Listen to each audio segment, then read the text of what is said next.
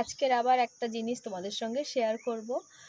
অনেক দিন আগেই শেয়ার করে দিতাম, কিন্তু এত পরিমাণ মানে নষ্ট হয়ে গেছে যে তোমাদেরকে দেখাতে পারিনি।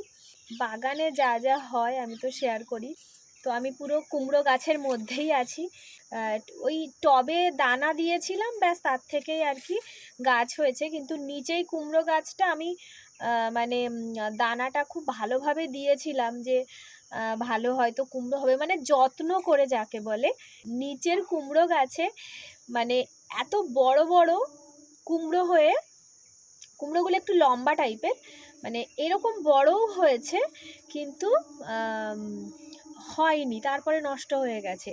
কিন্তু উপরে যে এখন যে কুমড়োটা হয়েছে সেটা মোটামুটি মানে খাওয়া যাবে মনে করলে, তবে এক্ষুনি খাবো না, তোমাদেরকে দেখাই। এই যে এই যে এই যে কুমড়োটা প্লাস্টিকে বেঁধে রেখেছি, দেখো এই যে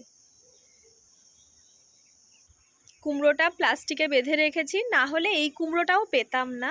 কারণ এক ধরনের ছোট ছোট মাছির মতো আছে, মানে তারা আর কি কুমড়ো ফুটো করে দেয়, মানে নষ্ট হয়ে যায়। এই যে দেখো কুমড়োটা, এই আম গাছটায় দেখো ফুল এসছে।